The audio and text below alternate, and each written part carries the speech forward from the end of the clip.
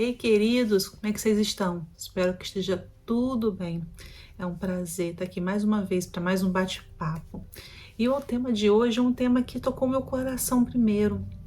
Você já ficou pensando assim sobre o que Deus quer para você, o que Deus planeja para você e como você faz para chegar lá?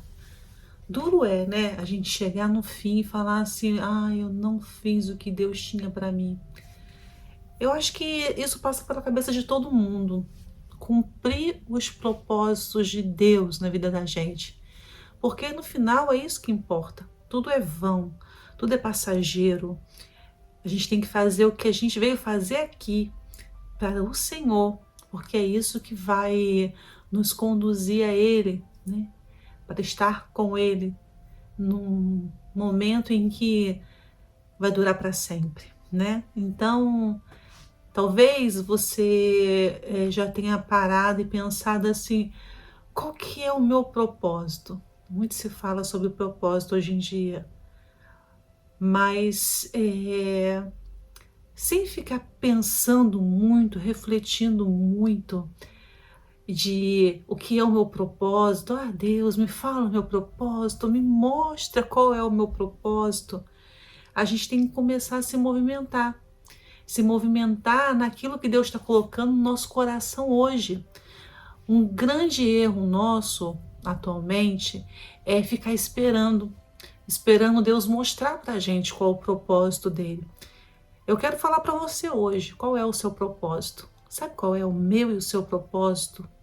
É olhar para a palavra de Deus com prioridade, seguir a Deus com todo o nosso coração. Melhor ainda, como a palavra de Deus nos ensina, amar a Deus em primeiro lugar e depois o próximo como a gente.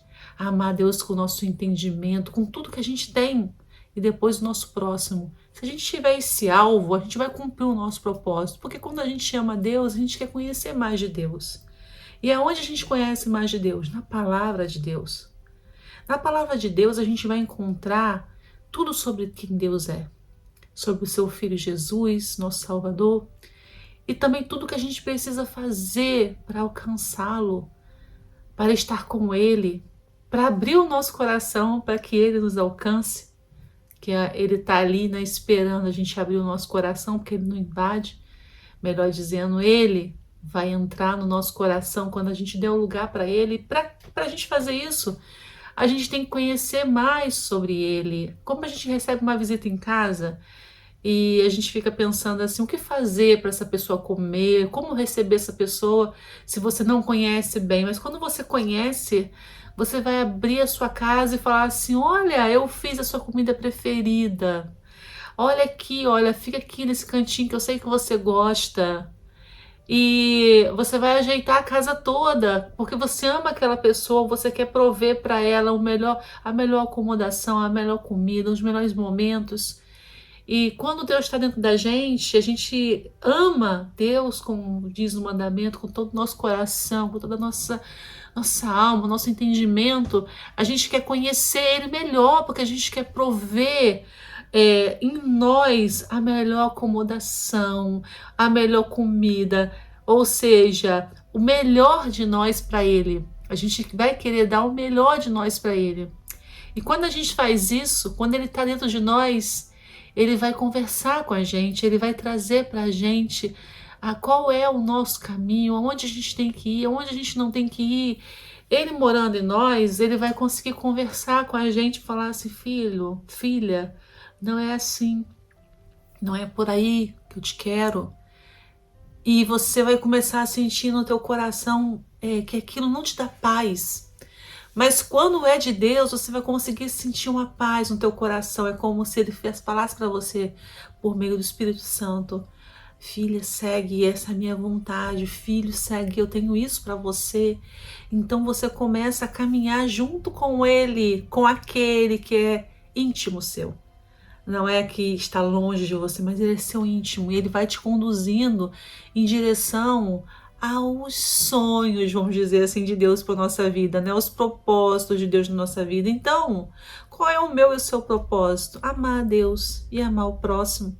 E tudo vai caminhando nessa direção. A gente vai querer buscar mais a palavra, para a gente aprender mais de Deus. Não só isso, a gente vai querer falar mais com Deus, porque Ele é nosso íntimo, Ele é nosso melhor amigo, Ele é nosso Pai, é nosso condutor, é nosso guia.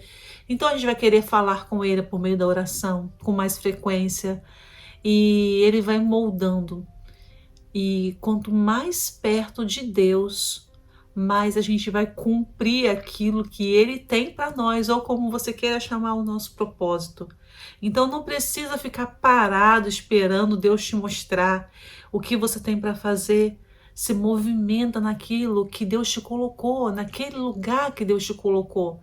Onde Deus te colocou, no teu trabalho, na tua família, na tua igreja, se você frequenta uma igreja, no teu meio social, onde que Ele te colocou? É ali? Sente de Deus que é ali que você tem que estar? Então começa a se movimentar ali. E esse movimento, ele pode se dar em você fazer melhor possível o teu trabalho, porque isso é um exemplo para as outras pessoas. E quando você tiver a oportunidade de falar de como você conheceu Jesus, como Ele mudou a sua vida, ou mesmo se você tem um caminho que é fechado para ouvir a palavra, é você tratar com amor, com zelo, com respeito. Isso já está falando de Deus. O exemplo que a gente dá fala muito de Deus na nossa vida. Evangeliza pessoas, as pessoas querem saber por que você é assim. Por que você é sempre alegre, por que você é uma pessoa calma, por que você é uma pessoa boa. As pessoas querem saber qual é o seu segredo, não é? E às vezes você ali vai ter a oportunidade de falar. Então, movimentar com o Senhor é fazer a vontade dEle. E a gente só faz a vontade dEle se a gente conhecer Ele, aí se a gente estiver perto dele. Senão a gente não conhece, a gente não sabe qual é a vontade, não é verdade? Então, e na Bíblia? A Bíblia vai falar lá em Êxodo 2, do 2 ao 10, uma história de uma mulher chamada Joquebede, que teve um filho numa época muito, muito, muito, muito difícil. Havia um faraó, o rei egípcio, né? Vamos dizer assim, e ele mandou matar os meninos que nascessem e exterminar aqueles meninos. E aí tem uma história muito bonita, eu convido você a ler. Êxodo 2, do 2 ao 10. Aí você vai ver que ele manda as parteiras matar, mas as parteiras não matam o filho de Joquebede, mas Joquebede precisa esconder o menino. E aí ela vai, coloca o menino num cestinho e coloca o menino no rio. E o menino chega até a princesa egípcia e a princesa egípcia cuida do menino. E a irmã desse menino tá perto e ela fala assim, vai lá, traz uma mulher para amamentar. E quem ela leva? Justamente a mãe. Ou seja, a mãe acaba cuidando do próprio filho, porque a princesa egípcia poupa o menino. Ela tinha o poder de poupar o menino ali, e como se fosse um filho dela. Ela pega o menino como se fosse o filho dela. E aí aquele menino é poupado. E o que acontece é que essa mãe cuida do filho. Ela não só salva o filho, como ela tem o filho nos braços para cuidar dele até uma certa idade, ainda recebe por isso. Gente, é de Deus isso, né? Só Deus pode fazer assim, proteger essa criança que estava no rio, no cestinho, vulnerável, completamente vulnerável, fazer chegar nas mãos de quem podia fazer algo. Não é assim a nossa vida? Às vezes a gente tem alguma coisa que a gente fala assim agora, mas você começa a dar passos. Você começa a preparar o betume, colocar no cestinho, dar um passo de fé. E Deus vai lá e faz a parte dele, que é maravilhosa, que é orquestrar tudo de uma maneira tão, tão maravilhosa que você fica assim, uau, como isso aconteceu? O menino foi poupado, chegou nos braços da princesa. E a princesa chamou a própria mãe para cuidar do menino. E depois esse menino tem uma grande história na Bíblia, né, que é Moisés. E convido você, vai lá e leia. Se você quiser saber mais dessa história, eu super encorajo. Fato é, por que eu estou contando isso? Porque Deus, ele tem uma parte que vai ser a dele, mas tem uma parte que vai ser a nossa. A nossa parte é nos movimentar. E às vezes a gente fica parado pensando que Deus vai fazer tudo pra gente. E aí, que tá. Quando ela foi lá e fez a parte dela, Deus agiu na dele. E a parte de Deus é aquela parte de fazer o milagre, de fazer aquilo que a gente não pode fazer, né? Então, persevere naquilo que você precisa fazer. Não fique esperando, não. Hoje eu quero te encorajar a levantar de onde você estiver e começar a agir. Faz um planejamento dos seus sonhos e até mesmo os seus sonhos para a vida né? Aqui nesse mundo. Eu quero comprar minha casa. Não fica só pensando, não. Vai lá. O que que eu posso fazer? Como que eu posso economizar? Começa a planejar sobre isso, pedir a Deus para te dar discernimento. E por mais que você pense assim, não, isso é tão impossível, porque o que eu tenho é muito pouco para chegar lá. Acredite que se você começar, o desejo nasce do nosso coração e o agir é de Deus. Se o desejo nascer no teu coração e você der o primeiro passo, vou juntar um pouquinho, acredite que Deus vai dar o passo dele no sobrenatural. Você vai dar um passo, ele vai dar o outro que é muito maior do sobrenatural.